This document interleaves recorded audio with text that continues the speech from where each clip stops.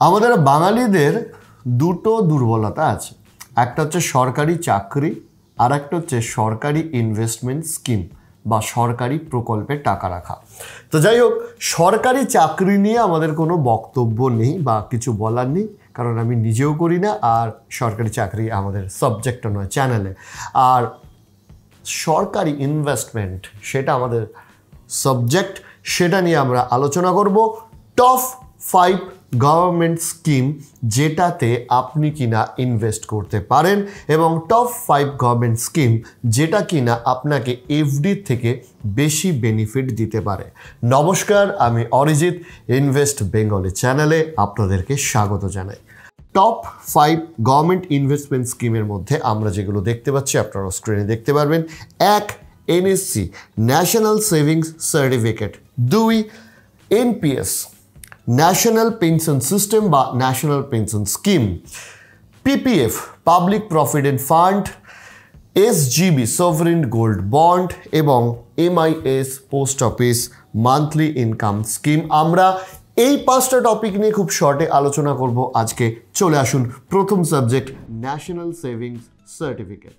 দেখুন, national savings certificate ছাড়া বাকি সমস্ত এপিসোড নিয়ে আমাদের ডেডিকেটেড ভিডিও রয়েছে, সেগুলো আমরা দিয়ে দেবো লিঙ্কগুলো ডিসক্রিপশানে। আপাতত ন্যাশনাল সেভিংস সার্টিফিকেট নিয়েও ডেডিকেটেড ভিডিও বানাবো, কিন্তু শর্টে বলে রাখি যে 6.8% হারে এই মুহূর্তে ন্যাশনাল সেভিংস সার্টিফিকেট পাওয়া যাচ্ছে এবং এটা অ্যাকচুয়ালি NSC 8 সেই সেকশনে পাওয়া যায়। NSC 9 বলে একটা ছিল যেটা 10 বছরের মেয়াদে 8.8% হারে পাওয়া যেত, সেটা সরকার এই মুহূর্তে বন্ধ করে দিয়েছে। এই মুহূর্তে ন্যাশনাল সেভিংস সার্টিফিকেট হচ্ছে এমন একটা স্কিম যেখানে 6.8% আপনি ইন্টারেস্ট পাবেন। আপনাকে 5 বছরের জন্য ফিক্সড একটা কর্পাস অ্যামাউন্ট রাখতে হবে এবং 5 বছর বাদে আপনি ম্যাচিউরিটিতে 6.8% হারে যে ইন্টারেস্ট রেটটা হবে সেই ইন্টারেস্ট রেট অনুযায়ী আপনি একটা ম্যাচুরিটি পাবেন। আপনাকে মিনিমাম 1000 টাকা থেকে ইনভেস্টমেন্ট আপনার চালু, ম্যাক্সিমাম সেই অর্থে কোনো লিমিট নেই। 1000 টাকার সাথে 100 টাকার মাল্টিপলে আপনি ইনভেস্টমেন্ট করতে পারবেন এবং ম্যাচুরিটির সময় আপনার টোটাল কর্পাস অ্যামাউন্ট আপনি পাবেন। যে কোনো প্রাপ্তবয়স্ক মানুষ ন্যাশনাল সেভিংস সার্টিফিকেট কিনতে পারেন এবং মাইনর অ্যাকাউন্টের জন্য কিন্তু ন্যাশনাল সেভিংস সার্টিফিকেট অন্য কোনো প্রাপ্তবয়স্ক আপনি আপনার ছেলে সন্তান, ছেলে মেয়ে, নাতি নাতনি কারোর জন্য হলেও এটা কিনতে পারবেন। 80C ধারা অনুযায়ী 1.5 লাখ টাকা অবধি ট্যাক্স বেনিফিট আপনি পাবেন ন্যাশনাল সেভিংস সার্টিফিকেটে এবং ন্যাশনাল সেভিংস সার্টিফিকেট আপনি 5 বছর বাদে কিন্তু আপনার ম্যাচিউরিটি হয়ে যাবে। মনে রাখবেন, সরকার প্রতি কোয়ার্টারে ইন্টারেস্ট রেট রিভিউ করে, কিন্তু পিপিএফের ক্ষেত্রে যেটা হয় যে আপনি একটা পিপিএফ খুললেন, পরবর্তীকালে সরকার ইন্টারেস্ট রেট চেঞ্জ করে দিল, আপনি যে হারে ইন্টারেস্ট দেখে পিপিএফটা খুলেছিলেন সেই হারে কিন্তু সরকার চেঞ্জ করার পর আপনি সেই হারেই ইন্টারেস্ট পাবেন। কিন্তু ন্যাশনাল সেভিংস সার্টিফিকেটের ক্ষেত্রে যেটা সুবিধা সেটা হচ্ছে আপনি যখন ন্যাশনাল সেভিংস সার্টিফিকেটটা কিনছেন, যে হারের ইন্টারেস্ট দিয়ে কিনছেন, আগামী 5 বছর পরবর্তীকালে যদি সরকার সেই ইনভেস্টমেন্টের ইন্টারেস্ট চেঞ্জও করে, আপনার সার্টিফিকেটে তার কোনো এফেক্ট পড়বে না, কারণ আপনি যখন কিনছেন অন পারচেস টাইমের যে ইন্টারেস্ট সেটাই আপনার 5 বছরের জন্য ফিক্স থাকতে পারে। যদি উইথড্র করার কথা বলা হয় তাহলে আপনি কোর্টের নির্দেশ বা কোর্টের কোনো প্রবলেম হলে কোর্টের নির্দেশটা একমাত্র national savings certificate before 5 years withdraw করা যেতে পারে বা অন্য কিছু হতে পারে, বন্ধ হয়ে যেতে পারে। আর একটা হয়ে যেতে পারে যে অ্যাকাউন্ট হোল্ডার যিনি আছেন তিনি যদি মারা যান বা তার যদি মৃত্যু হয় তাহলে কিন্তু যিনি উত্তরসূরি বা যার নামে নমিনি করা আছে তিনি এই অ্যামাউন্টটা পেয়ে যাবেন। করোনার সময় কিন্তু বহু মানুষের মৃত্যুর সময় বাস্তবটা বোঝা গেছে যে একটা ফ্যামিলির সিঙ্গেল আর্নিং মেম্বার তার মৃত্যু হয়ে গেছে, তখন সেই ফ্যামিলি এখনও পর্যন্ত কোভিডের সময় বিশেষত বা অনেক সময় নানা দুর্ঘটনার জনিত কারণেও মৃত্যুর ফলে যিনি মেন আর্নিং মেম্বার তিনি যদি মারা যান তখন যেটা হয় ফ্যামিলি প্রচণ্ডভাবে সাফার করতে থাকে। তো সেই জন্য একটা সলিউশন রয়েছে আপনার পরিবারকে বাঁচানোর জন্য, সেটা হচ্ছে টার্ম ইন্স্যুরেন্স। টার্ম ইন্স্যুরেন্স মারফত যেটা হবে যে যদি আপনি আর্নিং মেম্বার মূলত হন, আপনাদের জন্য এটা কার্যত ম্যান্ডেটারি যদি আপনার ফ্যামিলিও থাকে, যে আপনি আপনার জীবনের একটা বিমা করে রাখলেন। ভগবান না করুক যদি কোনো দুর্ঘটনা আপনার ঘটে যায় তাহলে আপনার অবর্তমানে আপনার ফ্যামিলি একটা কর্পাস অ্যামাউন্ট পাবে, যেটা দিয়ে তারা ওই সময়ে ফিনান্সিয়াল প্রবলেমটা মেটাতে পারবে। কারণ মানুষের জীবনের তো কোনো পয়সা দিয়ে বিচার করা যায় না, কিন্তু ফিনান্সিয়াল যে প্রবলেমটা হঠাৎ করে এসে যায় সেটা মেটাতে পারবে। এই টার্ম ইন্স্যুরেন্স করার সবচেয়ে ভালো সুবিধাজনক প্ল্যাটফর্ম আপনাদের কাছে নিয়ে এসছে পলিসি বাজার। পলিসি বাজারের মাধ্যমে আপনি টার্ম ইন্স্যুরেন্স করতে পারবেন, এবং পলিসি বাজারের যে টার্ম ইন্স্যুরেন্স আছে সেখান থেকে আপনারা যদি অ্যাক্সিডেন্টাল ডিসেবিলিটি হয় তার জন্য পলিসি বাজারের ইন্স্যুরেন্স কভার রয়েছে, ইনকাম বেনিফিট রয়েছে, ক্রিটিক্যাল ইলনেস কভার রয়েছে, এবং অবশ্যই অ্যাক্সিডেন্টাল বাই আনফরচুনেট যদি কোনো ডেথ হয়ে যায়। টার্ম ইন্স্যুরেন্স আপনি অনেক জায়গা থেকে করতে পারলেও আমি কেন পলিসি বাজার রিকমেন্ড করছি সেটাও আপনাদের বলে রাখছি। সেটা হচ্ছে যে আপনি প্রথমত হচ্ছে পলিসি বাজার থেকে 20-র ওপর ইন্স্যুরেন্স কোম্পানি যারা এই সেম পলিসি প্রোভাইড করে তাদের বাঁচতে পারবেন, এবং কোনটা থেকে সবচেয়ে সস্তায় সবচেয়ে বেশি বেনিফিট পাচ্ছেন সেটা জানতে পারবেন। দ্বিতীয়ত হচ্ছে যেহেতু আপনি বাঁচতে পারবেন সেহেতু লো প্রিমিয়াম কাদের সেটাও বুঝতে পারবেন, এবং মোটামুটি 1 কোটি টাকা প্ল্যানের জন্য টার্ম ইন্স্যুরেন্সের জন্য 490 টাকা পার মান্থ করেই পড়ছে। এতটাই সস্তা একটা সুবিধা হচ্ছে। 10% প্লাস ডিসকাউন্টও চলছে পলিসি বাজারে, এবং পলিসি বাজারে 24/7 হেল্পলাইন রয়েছে যেখান থেকে আপনারা ক্লেম বেনিফিট পাবেন। 80 বছর অবধি আপনাদের কভারেজ পাবেন এই টার্ম ইন্স্যুরেন্সের জন্য, 80 বছর অবধি। এবং এই পলিসি বাজারের এই পলিসিতে যদি আপনি রাইডার হন তাহলে আপনি 59 ক্রিটিক্যাল ইলনেস, অর্থাৎ আপনার এটা একটা এক্সটেন্ডেড হেলথ ইন্স্যুরেন্স টাইপেরও কাজ করবে। এবং সবচেয়ে বড় কথা হচ্ছে পলিসি বাজার থেকে কিনলে যেটা সুবিধা হবে যে অনলাইনে এটা পারচেস হবে, ফলে মধ্যবর্তী যে এজেন্টের কমিশন থাকে সেই কমিশনটা আপনাকে দিতে হবে না। এজেন্টের কমিশন না দেওয়ার জন্য আপনার যে পলিসি আছে তার কস্টিংটাও কম হবে, এবং 80C ধারা অনুযায়ী ট্যাক্সে ছাড়ও এখানে পাওয়া যায়। এবং যারা রাইডার রয়েছেন তাদের অ্যাক্সিডেন্টাল ডিসেবিলিটি থেকে আরম্ভ করে যেগুলো বললাম সেই এক্সট্রা বেনিফিটগুলো আপনারা পাবেন। সর্বোপরি পলিসি বাজারের ডেডিকেটেড ক্লেম ডিপার্টমেন্ট রয়েছে যারা আপনার ক্লেম সেটেলমেন্ট করতে সাহায্য করবে। ইনফ্যাক্ট তারা যদি হসপিটালাইজেশনের সময় কোনো প্রয়োজন পড়ে হসপিটালেও চলে যেতে পারবে, অথবা আপনার ক্লেম সেটেল করতে যদি কোনো অসুবিধা হয় তারা সরাসরি আপনাদের বাড়িতে তাদের রিপ্রেজেন্টেটিভ পাঠিয়ে দেবে আপনার ক্লেম সেটেলমেন্টের জন্য। লিঙ্ক ডিসক্রিপশানে দেওয়া রয়েছে। আপনাদের যদি টার্ম ইন্স্যুরেন্স না করা থাকে এবং আপনারা যদি মেন আর্নিং মেম্বার হন তাহলে কিন্তু এটা করে নিতে পারেন। ডেসক্রিপশনে 1 সেকেন্ড বলে রাখছি, লিঙ্ক দেওয়া রয়েছে।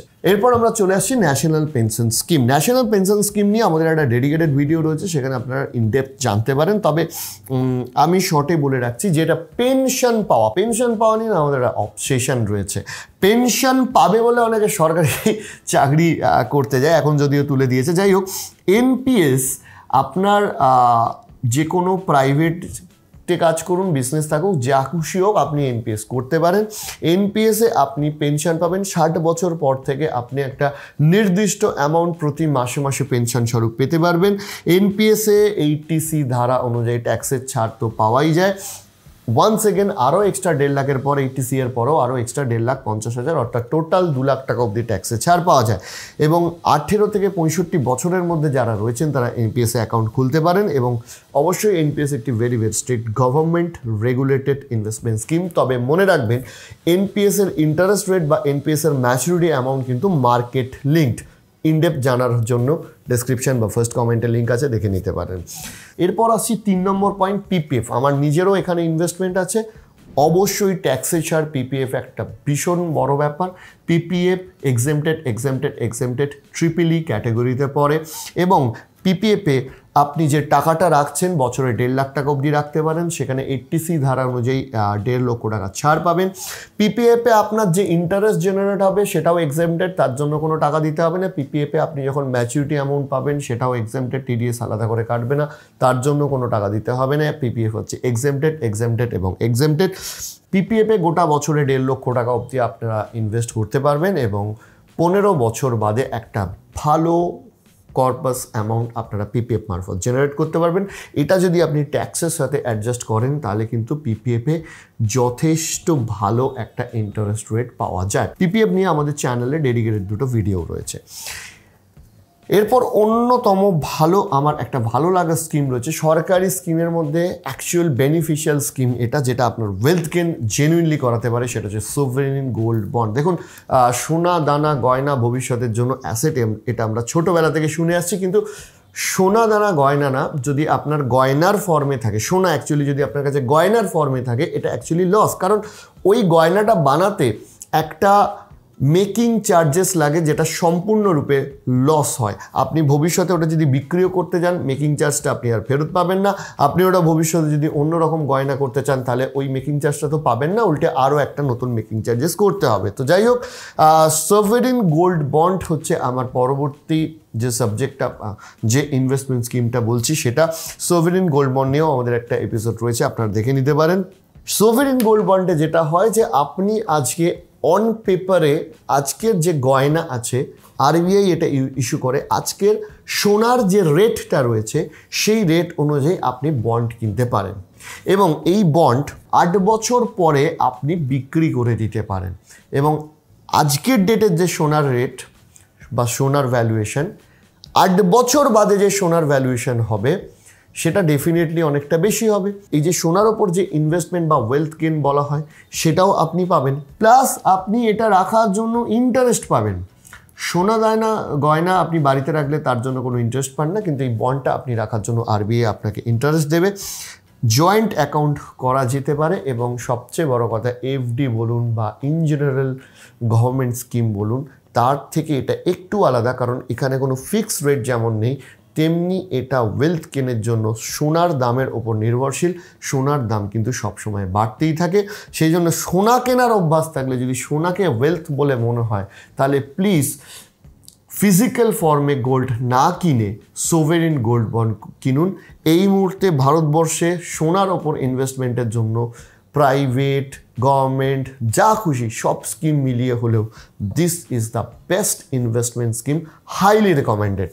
সর্বশেষ আসছে এমআইএস। আমি না, আমার ছোটোবেলায় যারা জেঠু দাদু যারা ছিলেন তাদের কাছে এটা খুব শুনতাম, তখন খুব ভালো হারে ইন্টারেস্ট দেওয়া হতো। এখন এমআইএসে সেই ইন্টারেস্ট যদিও দেওয়া হয় না। এমআইএসে আপনি মান্থলি ইনকাম স্কিম, অর্থাৎ আপনি মান্থলি একটা টাকা পাবেন। এমআইএস দিয়েও আমাদের আলাদা এপিসোড রয়েছে, দেখে নিতে পারেন। জয়েন্ট অ্যাকাউন্ট খুলতে পারবেন এবং টিডিএস কাটা হয় না, এটা একটা বেনিফিট। এমআইএসে টাকা রাখলে কিন্তু এটিসি ধারায় ছাড় পাওয়া যায় না, এখানে কম্পাউন্ডিং এফেক্টও পাওয়া যায় না। এমআইএস এর সিস্টেম অ্যাকচুয়ালি আপনি একটা কর্পাস অ্যামাউন্ট রাখবেন এবং সেই কর্পাস অ্যামাউন্ট জমা রাখার জন্য আপনি মাসে মাসে একটা করে টাকা পাবেন। এই কর্পাস অ্যামাউন্ট আপনি একমাত্র পোস্ট অফিসে রাখতে পারবেন, ব্যাংকে গিয়ে কিন্তু রাখতে পারবেন না। আপনি সেই টাকাটা রাখার জন্য আপনি মান্থলি যে টাকাটা মাসে মাসে পাবেন, সেই জন্যই বলা হয় মান্থলি ইনকাম স্কিম। অনেক সময় রিটায়ার্ড পারসন যাদের হাতে একটা বড় অ্যামাউন্ট রয়েছে, তারা বেশ কয়েকটা এমআইআই স্কিম রেখে দেন এবং সেখান থেকে মাসে মাসে একটা টাকা জেনারেট হয়, যে টাকাটা তাদের মান্থলি ইনকাম বলা চলে। সো এই হচ্ছে টোটাল টপ 5 গভর্নমেন্ট স্কিম যেখানে আপনারা ইনভেস্ট করতে পারেন। এবং এই সাবজেক্ট গভর্নমেন্ট স্কিমগুলোতে ইনডেপথ জানার জন্য আমাদের যে ডিটেলস এপিসোডগুলো রয়েছে, ডেডিকেটেড এপিসোডগুলো রয়েছে, সেগুলো দেখতে পারেন। আজকের জন্য এপিসোড এখানে শেষ করব। শেষ করার আগে আমার একটা গানের চ্যানেল রয়েছে, টাইটেলে যে নীল রং করে যে মেনশন করা রয়েছে আমার নামটা, ওটা আমার গানের চ্যানেলের লিঙ্ক। যারা বাংলা গান শুনতে ভালোবাসেন না, প্লিজ একটু ওখানে গিয়ে সাবস্ক্রাইব করবেন। আমরা আপনাদের সাপোর্টের অপেক্ষায় রইলাম। আজকের জন্য এখানেই শেষ করছি, আরও একবার দেখা হবে আমাদের এই চ্যানেলে। নমস্কার।